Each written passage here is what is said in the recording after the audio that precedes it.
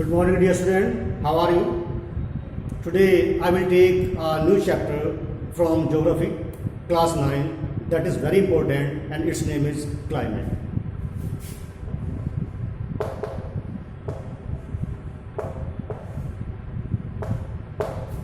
Climate एक ऐसा शब्द है, मेरे ख्याल से जब से आपने होश में संभाला होगा ये वर्ड आपके कानों में हजारों बार आया, लेकिन एक्चुअली में है क्या ये समझना इतना इजी नहीं है। पूरी बुक, कई वॉल्यूम बुक के लिखे जाते हैं केवल इसी टॉपिक पर, क्लाइमेट।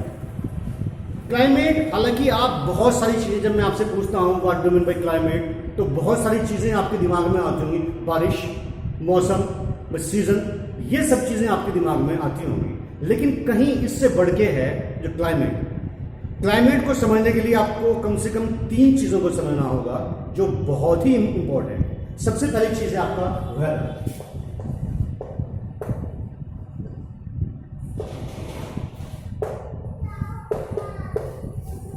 वेदर जब भी मैंने कल क्लास ली और मैंने बच्चों से पूछा व्हाट डू मीन वेदर, तो बच्चों ने ट्रांसलेट किया मौसम।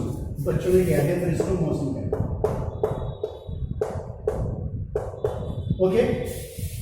ओके राइट, आप कह रहे हैं मौसम, आपने केवल ट्रांसलेट कर दिया मौसम। ये या यूं कहिए, आप सपोज मैं अभी आपसे क्वेश्चन करूं कि बाहर किस तरह का मौसम है, आप कहेंगे सर आज तो बहुत तेज धूप है। अभी मैं आपसे सवाल करूं आधे घंटे बाद, भाई किस तरह का मौसम है जरा देख के बताइए, आप कहेंगे सर अब तो बादल हो गए। उससे 1 घंटा बाद आप कहेंगे कि सर आज तो बारिश हो गई, अभी बारिश हो गई। फिर अचानक कहेंगे आपके सर अभी धूप निकल आए। तो ये क्या, it is the condition of the atmosphere. Atmospheric condition है ये time to time, hour to hour change होती रहती है। Even we can say a particular condition of a particular place of the atmosphere, particular condition of the atmosphere, hour to hour और day to day. Hour to our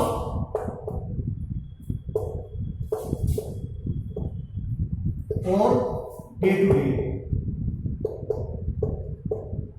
we can say 24 hours।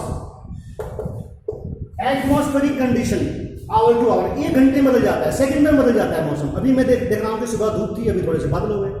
तो ये क्या, it is atmospheric condition. Day to day condition, आज rainy season है, कल धूप निकल जाएगी आपकी। तो यहां ये समझ लें आप, very short span of time, 24 hour के लिए हो सकता है, 1 आवर के लिए हो सकता है, condition of the atmosphere, that is called weather. ये पहली कंडीशन है क्लाइमेट को जानने के लिए। तो माय डियर स्टूडेंट, यहां ये समझ लें, weather is the climate condition of a particular place, very short span of time, that is 24 hour, hour to hour और डे टू डे।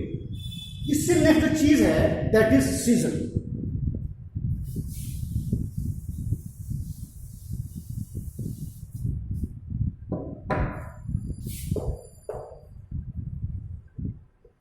सीजन्स,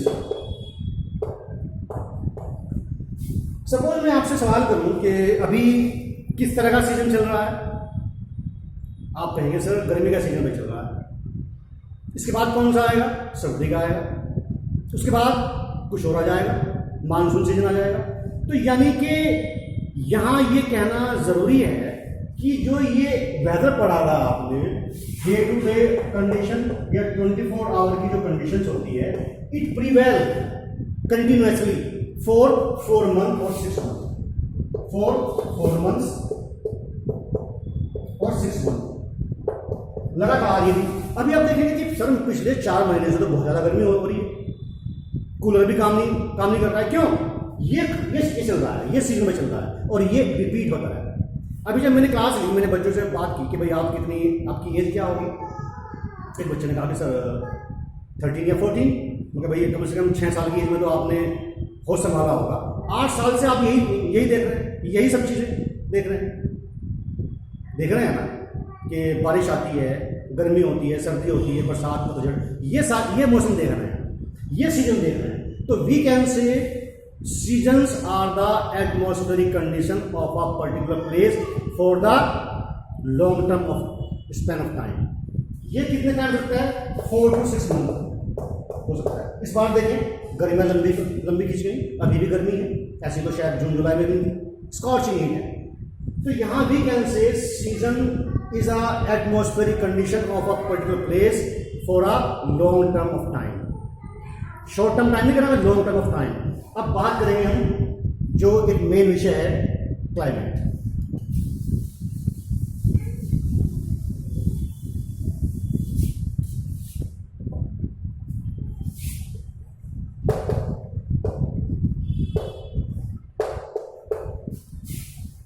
मेरे मेरे पड़ोस में एक बुजुर्ग रहते हैं। मैंने उनसे पूछा कि बाबा क्या एज होगी आपकी? कहना बेटा 70 साल की हो गई। मगर अच्छा बाबा ये जो एक सीज़न चल रहा है, ये सर्दी गर्मी बरसात पतझड़, ये आप कितने टाइम से देख रहे हैं? कहना मुद्दत से देख रहा है, जितनी मेरी एज हो गई यही कुछ चल रहा है, सर्दी गर्मी बरसात पतझड़ यही चल रहा है सब कुछ। तो यहाँ ये समझने की बात है, climate is the atmospheric condition of a particular place for the long span of time. It means 30 to 35 years.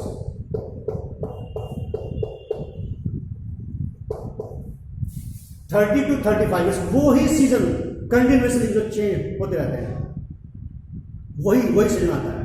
आपको पता है कि आज आपने कुछ टाइम पहले ऊनी कपड़े उठा के रख दिए थे, आपने रख दिए थे ना, अभी फिर वही सीजन आने वाला है, बक्से खुलेंगे, कवर्स खुलेंगी और वो फिर कपड़े बाहर ले आएंगे, फिर रख देंगे उनको, आप फिर बाहर ले आएंगे। ये कितने सालों से चल रहा है?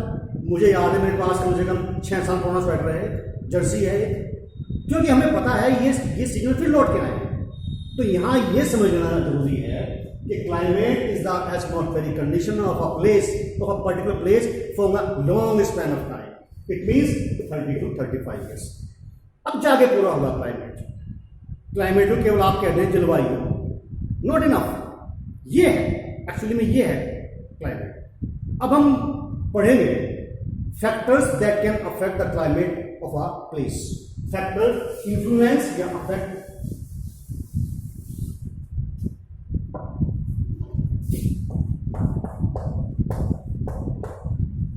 Factor affecting the climate.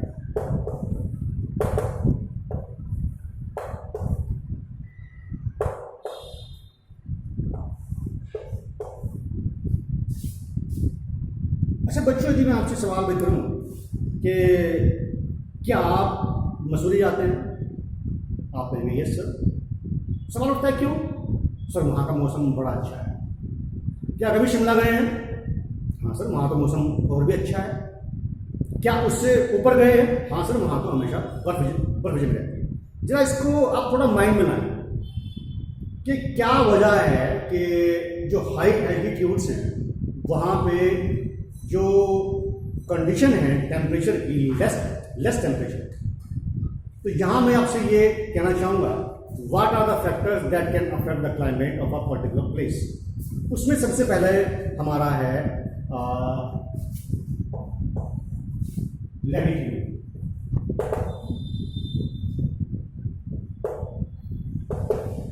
इसको समझिए, लैटिट्यूड को समझ लो थोड़ा सा, तो क्या है।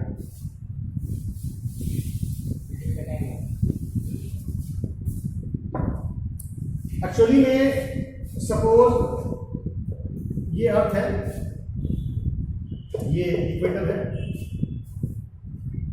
ये हमारा प्राइम मेरिडियन है, और इसके पैरेलल जो भी हैं they are equator, sorry latitudes. ये सन, अब आप देखें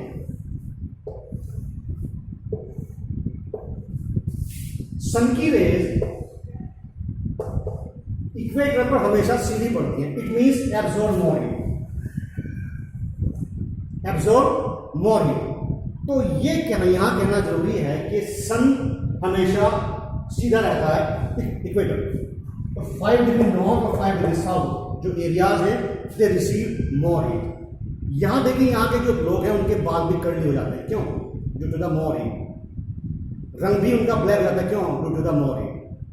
तो ये यहाँ दोपहर तक गर्मी होती है और शाम को बारिश भी हो जाती है। तो ये जो इक्वेटर के पास के हैं उनमें क्या करता है कि सन की जो किरणें सीधी आती हैं और यहाँ पे सनलाइट भी पड़ती है, यहाँ पे आपका वेपरेशन पड़ती है। दीज एरिया जहाँ पे इन एरियाज में जो प्लेस हैं दे रिसीव लेस ठंडे रहते हैं। और इसके बाद मैं बात करूँगा एल्टीट्यूड की।